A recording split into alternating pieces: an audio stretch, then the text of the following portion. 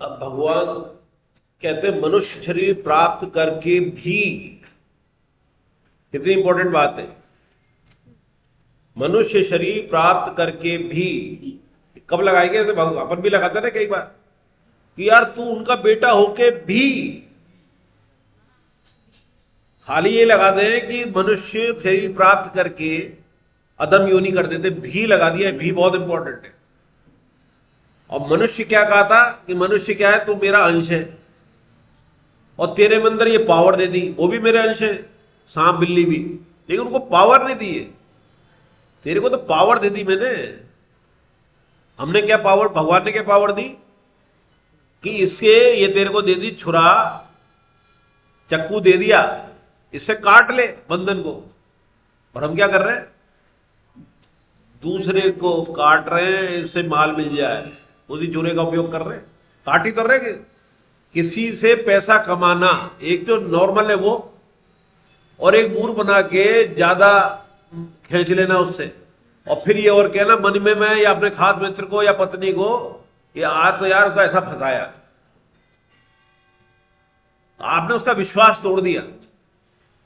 एक घटना याद आती है कि मेरे, जब मैं बहुत छोटा था तो मेरे ताऊ जी के पास गया, तो वो बड़े मस्त थे, उनके 3 बच्चों की डेथ हो गई थी। तो मैं आम खरीद रहे थे, अलीगढ़ की बात थी, शाम को दुकान बंद करके सारे ठेके थे उनके बस स्टैंड के। मैं जाता इसलिए था वहाँ किताबें मिल जाती थी, उस समय तो किताबों का जोड़ था, चंपक वंपक सब पढ़ने को मिल जाती थी, 6ठी 7वीं 8वीं। तो 7 पैदल चले, घर थोड़ी दूर था, वो आम लिए उन्होंने, दशहरी बहुत बढ़िया 5 किलो। और मैं उसको देख रहा वजन, मेरा ताऊ जी वो कम चढ़ा रहा है, 1 किलो 2-2 किलो करके टांगे हर बार कम चढ़ा रहा है वो, आप ध्यान ही नहीं दे रहे, बातें वगैरह लग रहे। उन्होंने एक लाइन कह दी और उसको सुना के गई कि चिंता मत कर, जितना वो कम दे रहा है वो अपनी ईमानदारी तोल के दे रहा है, हम उसकी ईमानदारी खरीद रहे हैं उससे ज्यादा। 100 ग्राम ईमानदारी उसकी हमारे पास आ गई, 100 ग्राम का बेईमान हो गई। इतना बढ़िया बोले वो, पर वो बात जब लग जाती है ना, तब लगता है, जब शास्त्र पढ़ते तब याद आती है, जाने कितने सालों बाद याद आई। तो इसीलिए क्या है कि मूल कारण क्या है इसका, कि नरक के 3 दरवाजे क्या बताए। क्या सबसे पहले क्या है, क्रोध क्यों नहीं कहा भगवान ने, लोभ क्यों नहीं कहा, पहले कामना आती है। काम पिताजी है, कामना खत्म हो जाए तो कुछ रहेगा क्या। आप कामना जीरो जीरो कर दो आप, इसके ना लोभ रहेगा ना क्रोध रहेगा। इसके 3 और है इसके छोटे, ये तो 2 बच्चे हैं इसके, काम के क्रोध 2, और इसके उनके भी बच्चे जिनका ये दादा है काम। बताओ क्या है वो, मद, मत्सर। मत्सर माने जानते हो, जो नहीं जानता वो हाथ खड़ा करो, अच्छा जो जानता है वो खड़ा करो। वेरी गुड, तू तो जानता है, बाकी सबको नहीं पता, चर्चा हो चुकी है। क्या होता है बताओ, डा ढा, ढा का मतलब बताओ, ढा भी बहुतों को नहीं आएगा समझ में। जलन, जलन, ईर्षा होती है ना, ढा, ये बहुत तगड़ी होती है, चलती है जन्मों तक, चलती है भी, आखिरी समय तक रहती है ढा। तो काम को खत्म कर दे, और काम खत्म करने की अपन 27वें अध्याय में चल रहा है, 16 में, 16वां खत्म होने वाला है। तो सब चीजें जो है उसके उपाय पता है। काम का उपाय था ना, दृढ़ निश्चय करके इस काम को मार, 2/42 में भी था और 6ठे में भी था कि ये इसके ऊपर है। क्या था, इन विषय के ऊपर क्या है, इंद्रिय, मतलब से ऊपर, इंद्रिय से ऊपर मन, मन के ऊपर बुद्धि, बुद्धि के ऊपर क्या है हम। बुद्धि तो बन गई अनुगामी मन की, अब हम क्या करें, नहीं बचा ना, इसलिए फेल हो रहे हैं। तो 2 चीजें उसमें, इसमें बताइए, अपन अर्थ नहीं पढ़ रहा, उसमें बताइए। एक तो सेवा करें, सेवा मतलब जो हमारे पास है एक्स्ट्रा, दूसरे की सेवा करें, अंतःकरण शुद्ध होगा। और दूसरे क्या करें, सत्संग नहीं, सत्संग तो करें, जाप, जाप जाप, राम राम राम राम राम राम राम राम राम, अंतःकरण की शुद्धि होगी। अंतःकरण के अंदर क्या क्या है, मन बुद्धि चित्त अहंकार, यही तो है, ये शुद्ध हो जाएगा। ये शुद्ध हो जाएगा तो भगवान के समर्पित करने लायक हो। अगर आपके प्रसाद में भोजन में प्याज लहसुन पड़ा है, आमलेट पड़ा है, तो भोग लगाओगे क्या? नहीं लगेगा ना भोग। तो भोग लगाने के लिए पहले क्या करोगे? आमलेट खाना छोड़ोगे, फिर प्याज लहसुन खाना छोड़ोगे, तभी तो भोग की थाली लगेगी। तो आपका अंतःकरण तो अशुद्ध है, तो उसका भोग लगा सकते हो क्या? भगवान को समर्पित कर सकते हो क्या? नहीं कर सकते ना। और उससे भगवान प्राप्त हो नहीं सकते। किसी भी जप से, किसी भी तप से, किसी भी दान से भगवान की प्राप्ति नहीं हो सकती। कितनी अपोजिट और अद्भुत बात है। और हम कहते हैं कर लेंगे, कैसे होगी? समर्पित करने थे। समर्पित कब करोगे? जब शुद्ध हो जाओगे। तो इनसे क्या करना है? गीता पढ़ के, दान करके क्या करना है? हमें अपने अंतःकरण की शुद्धि करनी है। दो कारण के लिए अच्छे कर्म करने चाहिए। अच्छे कर्म में भी क्या, मैं नहीं होगा, करता नहीं होगा, निमित्त बनाया। दो कारण से करनी चाहिए। एक तो अंतःकरण की शुद्धि, और दूसरा अगर नहीं करोगे तो फिर क्या करोगे? साधन नहीं करोगे। साधन का मतलब है अच्छे कर्म। साधन नहीं करोगे तो असाधन करोगे। भगवान की चर्चा नहीं करोगे तो प्रमाद करोगे। इसलिए न तो हमसे प्रमाद हो जाए, न हमसे असाधन हो जाए। असाधन का मतलब जितने बुरे कर्म है। इसलिए हमें साधन करना है। सबसे बढ़िया साधन क्या है? सेवा। बाहर तो शरीर से तो करनी है सेवा, और अंदर से क्या करनी है? भगवान का नाम स्मरण। तो नाम स्मरण सेवा करेंगे, अंतःकरण शुद्ध हो जाएगा। अंतःकरण शुद्ध हो जाएगा तो भगवान खुद ही आ जाएंगे। ले आ गया सामने, समर्पण करते। ध्रुव ने क्या किया था? अंतःकरण ही तो शुद्ध किया था अपना, जाप से किया था उसने। कौन सा जाप किया था ध्रुव ने? ओम नमो भगवते, हाँ वासुदेवाय। इसमें नमे नहीं लगेगा। कई पंडित भी लगा देते, नमे नहीं लगेगा, नमे शुरू में लग गया। ओम नमो भगवते। और इसमें सारे भगवान है, पांचों। पंचदेव पूजा बताइए ना अपनी, तो पांचों इसके अंदर है। इसमें मां भी है, विष्णु भी है, शंकर भी है, और सूर्य भी है। हर एक है, वो इसमें नहीं लगेगा, पीछे नहीं लगेगा। वो सब में नमे लगता है ना। हरे कृष्ण में, रामायण में, अभी रामायण में बोला था ना, ओम नमो भगवते वासुदेवाय होगा, नमे नहीं लगेगा। आगे लग गया, नमो के अंदर सब आ गए। नमे भी हो गया, सूर्य भी आ गए, इसमें गणेश भी आ गए। तो ये क्या है? इसमें हमने काम पे करना है सारा, कि काम को हमें मोड़ना है किसकी तरफ? भगवान की तरफ। कामनाएं कभी खत्म नहीं होंगी, इंद्रियां कभी आपकी बैठेंगी नहीं, जीरो नहीं होंगी। उनका दमन नहीं करना है, उनका नियमन करना है। नियमन करना है प्रसाद का, इंद्रियों में से वो, आंखों से वही देखना, भगवान के दर्शन करना, कानों से वही करना। नंबर 1 कान है, श्रवण। इसलिए नवदा भक्ति में श्रवण भक्ति सबसे पहले आती है। आपने जो ही श्रवण किया वही चिंतन होगा। तो श्रवण हमारा कभी भी खराब नहीं होना चाहिए। खराब हमारा टीवी से होता है, मोबाइल से होता है, असंग कुसंग से होता है। कोई आपके कान में चुगली कर रहा है, कुसंग हो गया, आपके बाद में वो घूमेगी। अगर वो बात भगवान की कर रहा है तो सुनो उसकी। भगवान की चर्चा करने वाले से मित्रता करो। तो आपका असंगों का संग करना है। असंग मतलब जो खुद इन कुसंगियों से दूर है, वो असंग है। भगवान के संग असंगता है। संसार से असंगता है। वहां से असंगता होगी किससे? संसार से। 15वें अध्याय में आया था ना, पहले श्लोक में था, इसका छेदन किससे कर? असंगता से कर। असंगता से छेदन कर इस वृक्ष का, पीपल वृक्ष जो अस्थिर है। 15वें अध्याय में था, पहला ही श्लोक था ये। क्या? हाँ क्या था? हाँ, ओम नमो भगवते वासुदेव। किसने दिया था?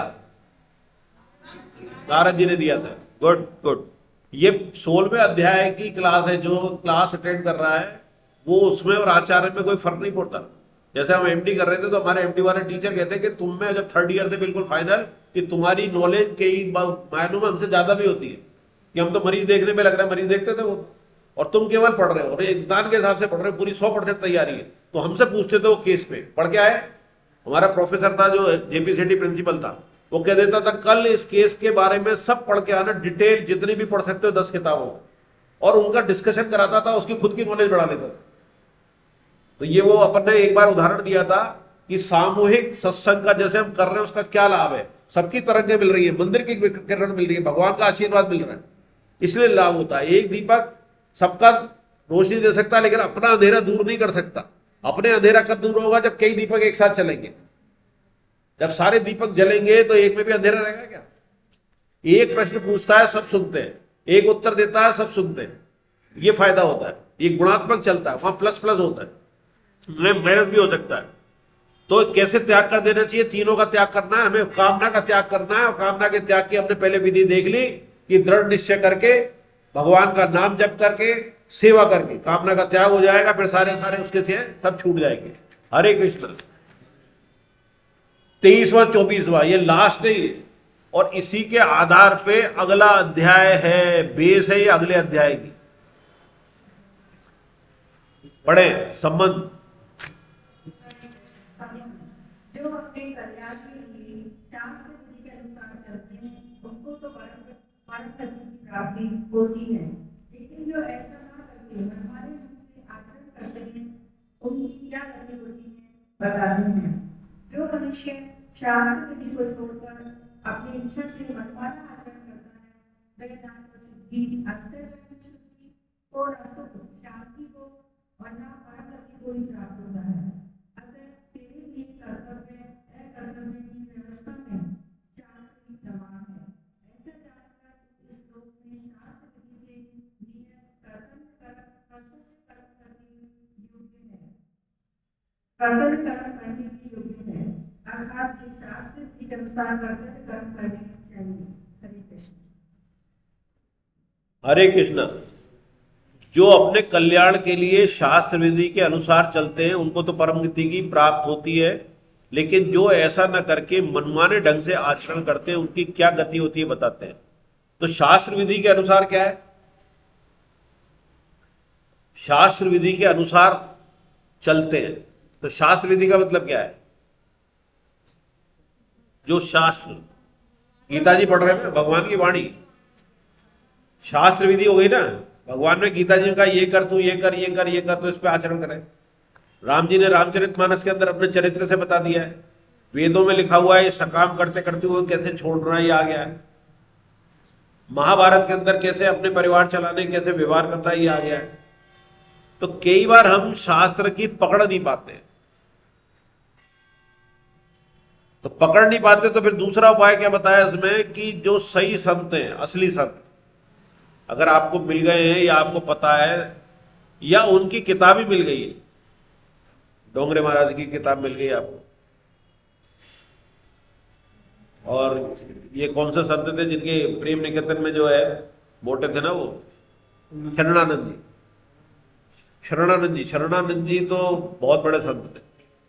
वृंदावन में भी इनका आश्रम है, पंजाब में भी है, अहमदाबाद में है। प्रेम निकेतन तो अरबों रुपए की जमीन पे ऐसा प्रॉपर्टी डीलर और नेताओं की उसमें निगाह है। चारों तरफ 5 स्टार होटल है, जवाहर सर्किल के थोड़ा उधर ही बीगों के अंदर है। वहां पर आईसीयू भी है, वेंटिलेटर मात्र 1500 रुपए रोज में, जो 10-15 हजार रुपए वेंटिलेटर की सेवा है। डीएम एमसीएच स्तर के डॉक्टर आते हैं और उसको एक ट्रस्ट चला रहा है। वह ट्रस्ट इतना मजबूत है, उसके अंदर आईएएस, ईमानदार आईएएस है उसमें। उनकी मैसेज आई थी एक दिन उसमें, हमारे जब वहां रहे थे, 2 दिन रह के आए। पंचकर्म भी है, एलोपैथिक भी है, गाय हैं, बहुत गाय हैं, 300-400-500 की, उनका दूध वहां बटता है। साहित्य भी है, रोज प्रवचन शरणानंद जी के होते हैं। जैसे वहां पर गीता भवन किसके होते हैं? राम सुखदास जी के। राम सुखदास जी के दिन भर बस दिन में बंद होते हैं और रात में बंद होते हैं, जब विश्राम का समय होता है। बाकी सुबह 5 बजे 4 बजे से स्टार्ट हो जाते हैं, और 5 बजे से वहां गीता भवन गेट नंबर 3 के अंदर वो इनकी रिकॉर्डिंग होती है। जहां पर स्वामी जी करते थे वही जगह खाली रहते हैं, वो मंच खाली रहता है, सब जने बैठ जाते हैं। और 300, 400, 500 कुर्सियां लगी हुई हैं। वहीं पर आपको ये किताब मिल जाएगी जो बांटी थी ना, अभी तुमने बांटी थी ना वो किताब बांटी थी ना वो, तो उसके अंदर वो अर्जुन के वो है, अर्जुन स्तुति है, और उसमें से 10 श्लोक और अर्जुन स्थिति वो होती है। पहले 15-20 मिनट में हो जाती है, और उसके बाद 20 मिनट का, 40 मिनट का होता है। फिर 5:40 में सारे गेट खुलते हैं, सारे बंद हो जाएंगे। आप अंदर हो तो अंदर रहोगे, बाहर रहोगे तो बाहर। इनको नहीं, इनको ध्यान से सुनो और कान में लगा के सुनो। उनको पिछले 8-10 साल आप नहीं, राम सुखदास जी को नहीं, वो स्तुति की नहीं कह रहा मैं, स्तुति तो खुद पढ़ो। उसको सुन के प्रैक्टिस हो जाएगी। श्रवण भक्ति है ना, श्रवण सुनेंगे, अर्जुन स्थिति को सुनते जाओ, वो अर्जुन स्थिति आगे फिर खुद करो, फिर फ्लो आ जाएगा। ये उसका तरीका है। और राम सुखदास जी को 1 महीने तक शांति से सुनना, और वो कान में लगा के ईयरफोन से सुनना, अकेले बैठ के सुनना। मैं तो घूमते हुए सुबह जाता हूँ, उसमें एक तरफ और दूसरे में रिवीजन, या पुराना सुन लेता हूँ कोई सा भी निकाल के, उसका रिवीजन हो जाता है। तो उसमें केवल उसी पे ध्यान रहेगा। और आजकल तो बहुत मजा है, आजकल 5 बजे से 7 मतलब 5 साढ़े 5 6:30 पौने 7 तक अंधेरा रहता है, तो आपको कोई देखता भी नहीं है। गर्मी के दिनों में मुसीबत है, नमस्ते की आपने नहीं की तो ये हो जाएगा यार घमंड आ गया। तो अब तो अंधेरे में टोपा और नीचे कर लेता हूं, दिखाई ना दे किसी को, और भजन में मजा आता, बड़ा मजा आता है। तो ये बहुत बढ़िया तरीका है कि सुबह अंधेरे में घूमो, या जैसी व्यवस्था हो जाए छत पे चले जाओ, छत पे कान में लगाओ, छत पे चक्कर लगाते हो। बैठने पे आलस आ जाएगा, लेट के सुनोगे तो आलस से आ जाएगा। एकांत में भी ऐसी जगह चलते फिरते, कुर्सी पे बैठोगे आलस से आ जाएगा। यहां भी आ सकता है आलस, लेकिन यहां पर एक दूसरे से वो है ना डर। एक तो आचार्य खराब है, वो तो पीछे तक देख लेता है, थोड़ी दिक्कत आ रही है, रोशनी आ रही है ना, तो पीछे वालों को मौका मिल रहा है तो बचने का। ये तो पकड़ लेता हूँ, आजा नहीं भी पीछे आके बैठ गया, आगे जगह खाली नहीं थी, तो वो आनंद में रहता है पीछे। इसलिए हाँ, अगर नींद नहीं आ रही हो किसी को, उस दिन सत्संग सुनना। भगवान राम सुखदास जी का ये भजन लगा लेना कान में, 10 मिनट में नींद नहीं आ जाए तो, नींद आनी है तो सत्संग सुनना। और अगर वैसे जागृत सुनना चाहते हो तो चलते फिरते सुनना, छत पे घूमो, बैठना भी मत, या कमरे में जगह है तो पैदल उसमें घूमते रहना, पर बिस्तर देख के नींद आएगी। थोड़ी देर अरे यार लेट से सुन लेंगे, क्या फर्क पड़ रहा है, कौन देख रहा है। अपने आप को अपने आप से बचाना सबसे बड़ा काम है। इंद्रियां ही इंद्रियां बरत रही हैं, और हम भी उसमें बढ़ते जा रहे हैं, निबट रहे हैं, बरत नहीं रहे इंद्रियों में। तो ये सत्संग उनके अगर राम सुखदास जी के सुन लिए, एक बार तो सुनो, और दोबारा जब रिवीजन उसका सुनोगी तो लगेगा अरे छूट गया था ये। पहली बार में 2 4 5 10 लाइनें छूट जाएंगी। मैं 2 बार भी सुन लेता हूं, और संतोष जी की जिस दिन क्लास होती है, कोई वो विवेचन सत्र होता है, तो उस दिन सुनता हूं कि वो कोट करते, और 2 बार सुनने के बाद भी वो कोई नई चीज बोल जाते हैं। फिर मैं दोबारा सुनता हूं तीसरी बार, और मैंने कहा बोले थे राम सुखदास जी, हम छूट गए। उन्होंने कहा ये ट्रेन है, एक दिन बोले, जब आज से शायद 3 4 महीने पहले की बात है, विवेचन सत्र में बोल गए वो, या उसमें भागवत की 2 क्लास अटेंड करते। तो उसमें क्या कि आप ये बैठ गए इसमें, और ट्रेन में बैठते हो तो आपको टिकट पता है कि यहां उतरूंगा, तो यहां चढ़ने का टिकट तो जन्म में जो हुआ पता है ट्रेन का, लेकिन कहां उतरेंगे ये टिकट पता नहीं है हमें। और वो चल रही है ट्रेन कहां से, कन्याकुमारी से जम्मू तक की। वो कन्याकुमारी जम्मू से मान लो 100 साल की उम्र, तो कोई तो साल भी टपक गया, चला जाता है कि नहीं। तो सत्संग में बोले स्वामी जी कि तुमने कभी सोचा है, चाहे तुम्हारी कोई अवस्था हो, कितनी बढ़िया गहरी बात कह गए, कि तुमसे पहले जन्म वाले चले गए, तुम्हारे साथ वाले चले गए, और तुमसे 10-20 साल 30 साल वाले अभी तक जिंदा है, पर वो भी चले जाएंगे, और तो तुम बचोगे क्या? कोई नहीं बचेगा। हमें उस समय तो लगता है अरे यार ये तो 10-20 साल का चला गया, 40 साल का अटैक हो गया, 25 का चलेगा, तो तेरी गारंटी है क्या? स्वामी जी ये कहते हैं कि हर समय राम नाम जप करो। 2 तरीके बताते हैं, एक जगह भी खाली नहीं रह जाए, राम की एक जगह खाली नहीं रह जाए, ऐसे जपो। और दूसरा ये मान के जपो कि हम ये कहते हैं ना, अंतिम समय भगवान का चिंतन होगा तो मोक्ष मिल जाएगा, भगवान मिल जाएंगे। तो हर क्षण को अंतिम मान के जपो कि मेरी ये सांस गारंटी नहीं है, अभी आ गई, मैं निकाल पाऊंगा नहीं पाऊंगा, अगली ले पाऊंगा नहीं ले पाऊंगा, तो इस सांस के साथ राम जी घुस जाने चाहिए। ये गुरुदेव ने कही, हर सांस के साथ राम को अंदर ले, फिर चिंता नहीं है। ये लाइन कह गए वो, अगर सांस के साथ तूने राम जी घुसेड़ दिए तो अब कोई चिंता नहीं, सांस रहे या ना रहे। कितनी गहरी बात है।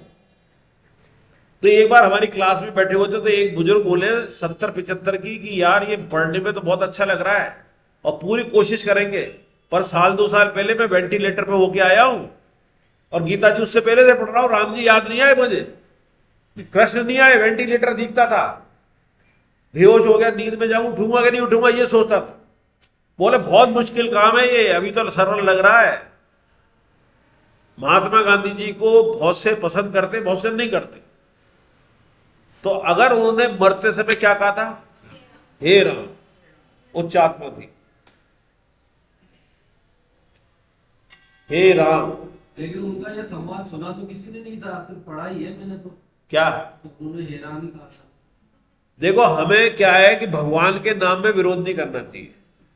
एक ने बहुत कट्टर है, मेरे खास रिश्तेदार है, वो भयंकर गाली बकते उनको, और उन्होंने कहा है कि हे राम नहीं कहा, मुझे बचाओ, मारो, कुछ ऐसा शब्द बोले थे। तो हम तो ये मान लें उदाहरण के लिए कि हे राम निकल सकता है, इसलिए उदाहरण को मान लें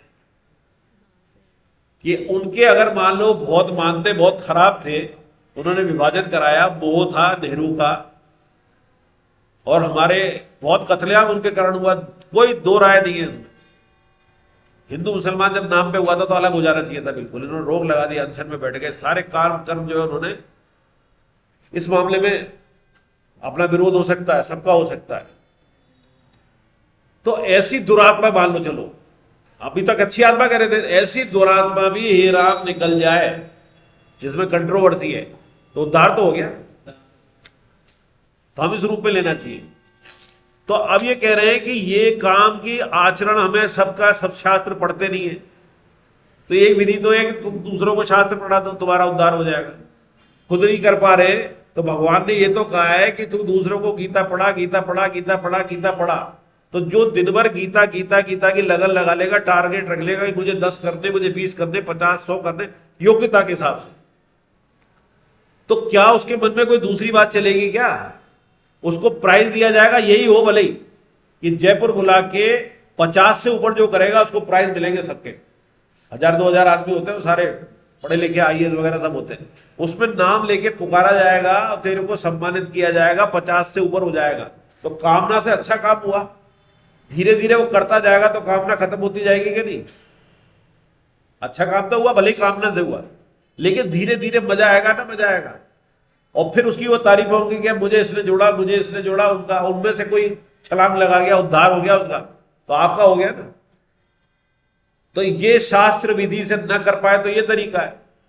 दूसरा क्या है? सत्संग के जरिए, राम नाम जप करके, संतों के जरिए, और आखिरी क्या है कि भगवान ने जो कहा है उसको मान ले।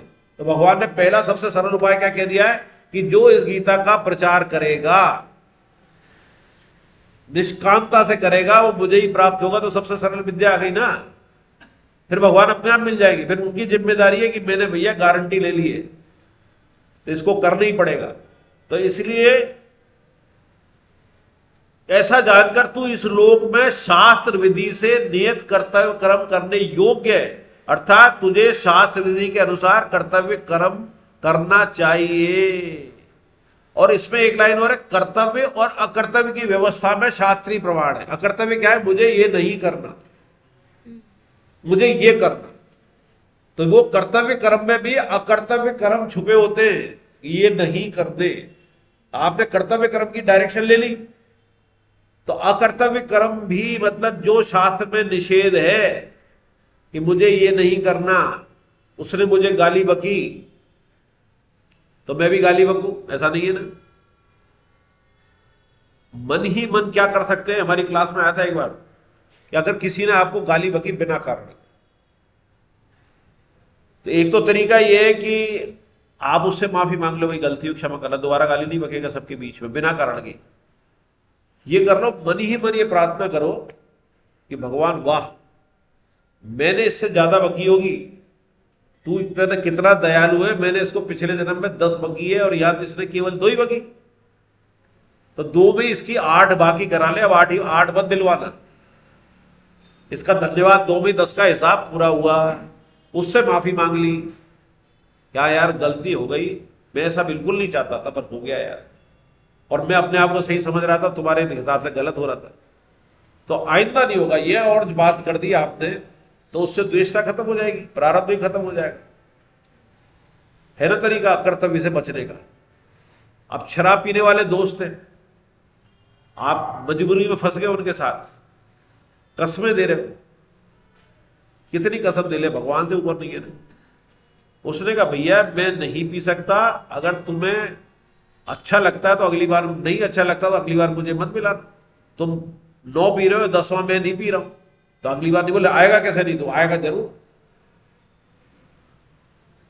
तो तुम छोड़ दो, तुम मेरे से जैसे जिद कर रहे हो तुम छोड़ दो, अगर मुझे बुलाना ही चाहते तो छोड़ दो, उसमें से एक आध दो तो छोड़ सकता है। तो अपनी बात करने में, सात्विक बात करने में डरना भी नहीं चाहिए, शास्त्र रीति वाली नहीं, चाहे कोई स्थिति हो। उसका अपोजिट मामला है किसका, दम्भ का। दम में डर जाते हैं ना उनके अनुकूल होने के लिए, शराब पी ले तो पी ले, इनके कारण थे। और परम भक्तों में 3 नाम लिखे इसमें, कौन कौन, गीता प्रेस को चलाने वाले हैं। पहले नंबर पे जयदयाल गोयनका जी, उससे लगभग आधी उम्र के थे ये। स्वामी जी तो कहते हैं मैं उनके आधी उम्र का ही था, बहुत छोटा था, बच्चे के बराबर था, हालांकि संतान नहीं थी जयदयाल गोयनका जी की। सारी संपत्ति उन्होंने इसी काम में लगा दी। कहां पर है गीता प्रेस, कौन से शहर में, और गीता भवन कहां है, गीता भवन है, अरे ये नहीं भाई, हरिद्वार में ना, ऋषिकेश में। ऋषिकेश कौन कौन गया है, गीता भवन गए हो। पहला मकान पहले की ईंट ढकी गई थी तो गीता भवन की थी, ऋषिकेश में एक मकान भी नहीं था, लगभग 70-80-100 साल पहले।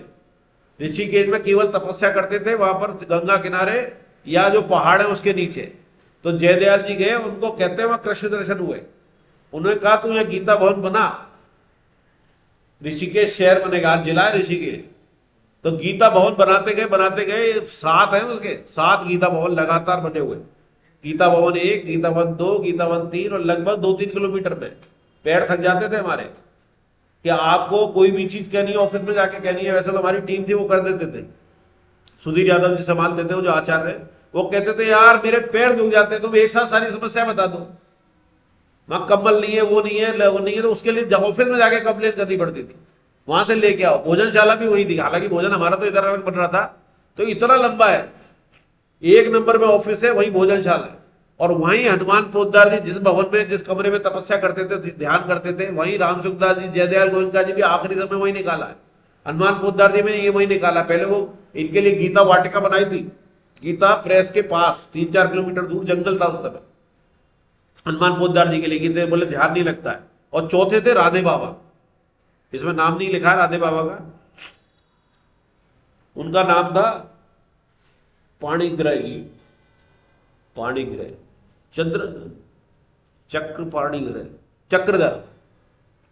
चक्रधर नाम था शायद। ये क्या था, क्रांतिकारी थे, बम फोड़ देते।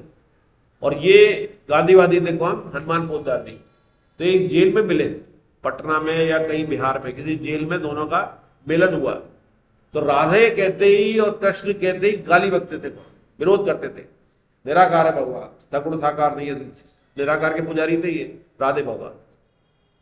तो उन्होंने कहा कि इतना सत्संग हुआ, तो उन्होंने कहा, वहीं से उनके राधे राधे करने लगे। और फिर इतना राधे राधे कि राधे राधे के अलावा कोई दूसरा शब्द नहीं बोलते थे राधे बाबा, इसलिए इनका नाम राधे बाबा हो गया, असली नाम भूल गए, चक्रपाणी नाम था। तो अब ये ब्राह्मण थे, इन चारों में यही ब्राह्मण थे। वो तो बढ़िया थे, कौन, पोद्दार जी और ये बीकानेर के इधर के। और ये थे सुथार जी करते ना, हाथी वाला या लोहे वाला काम करने वाले, राम सुखदास जी। और राधे बाबा जो थे वो ब्राह्मण थे, संत थे। तो इन्होंने कहा कि मैंने आपके कारण ही राधे राधे करा, और आज कहते राधे इनसे रोज बात करती थी, राधे बाबा से। दर्शन तो सबको हुए चारों। तो हनुमान पोद्दार जी से कहा कि मुझे आप दीक्षा दो। बोले मैं दो कारण से नहीं दे सकता हूं, इसमें 2 ग्रस्त नहीं थे, जयदयाल गोयनका जी ग्रस्त थे और हनुमान पोद्दार जी ग्रस्त थे, और जो ये राधे बाबा ग्रस्त नहीं थे और राम सुखदास जी ग्रस्त नहीं थे। उन्होंने कहा 2 कारण से नहीं दे सकता, एक तो मैं ग्रस्त हूं और दूसरा ब्राह्मण नहीं हूं, तुम ब्राह्मण हो।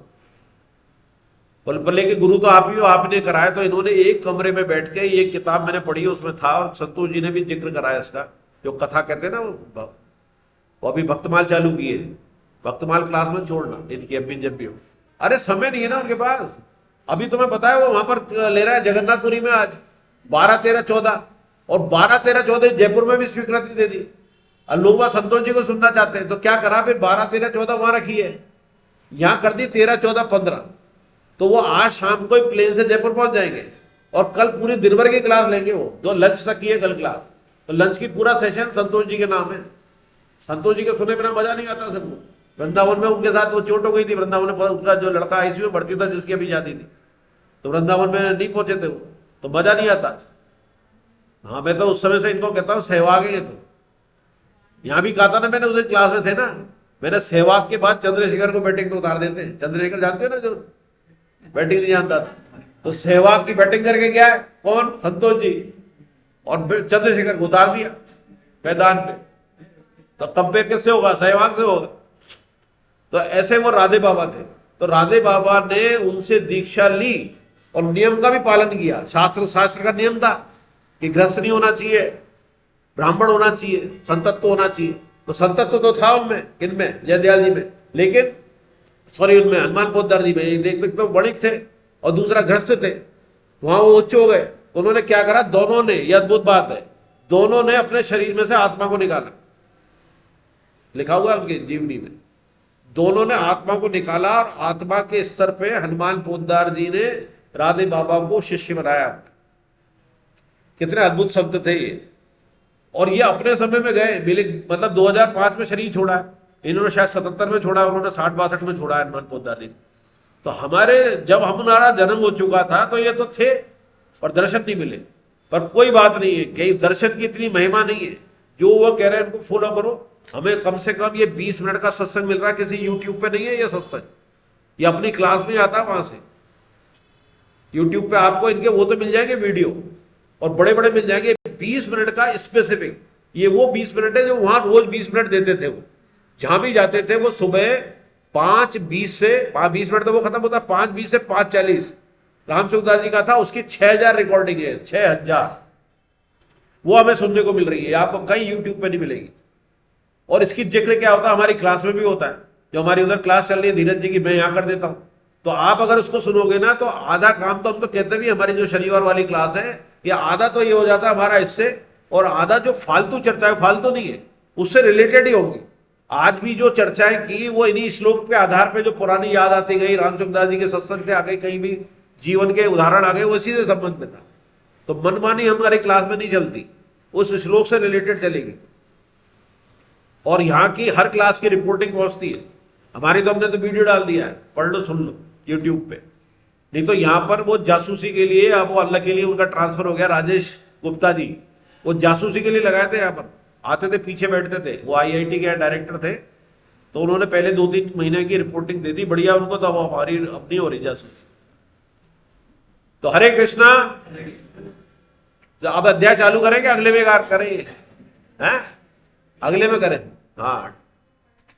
हाँ ये तो आप करो पुष्पांजलि। हाँ भगवते वासुदेव में 5 भगवान के नाम कैसे हैं? आए ना, ओम में आ गए, ओम में तो सूर्य जी आ गए, सूर्य आ गए, और शंकर भी आ गए। ओम में शंकर होता है, है ना।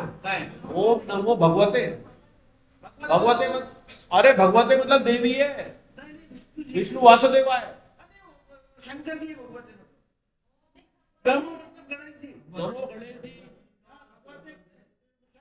ओम के अंदर जो है तुम्हारे सूर्य भी हो गए, और ओम मतलब शुरुआत होती है सूर्य से होती है, और ओम में शंकर भी है, शंकर की उपासना किससे होती है, ओम से।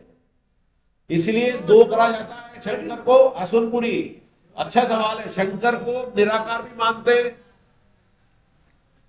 जो निराकार मानते ना, निराकार शंकर को निराकार मानते और अजन्मा मानते, तो उसका निराकार वालों के लिए ओम का जाप का है, और सगुण साकार विष्णु और सब के लिए किसको कहा, राम का।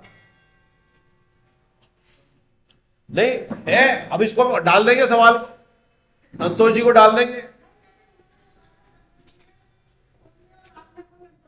क्या। वो ये जैसे सगुण और निराकार में नहीं है, वो तब कहा था। सगुण और निराकार में कोई अंतर है क्या?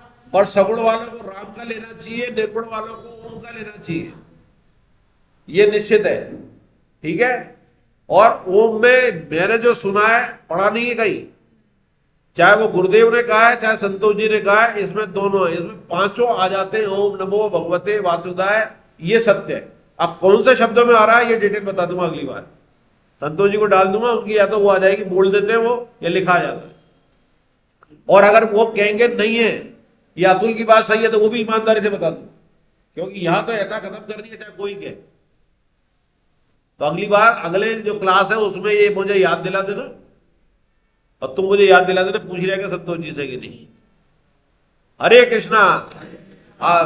ओम तत्सदिति श्रीमद्भगवद्गीता उपनिषदु ब्रह्म विद्यायां योग शास्त्रे श्री कृष्ण संवादे देवासुर संपत्ति भाग नाम षोडशोऽध्यायः। हरे कृष्ण हरे कृष्ण। अब अपने पास रह गए 17, 18, 2 अध्याय, 18 डबल अध्याय 2। तो अपने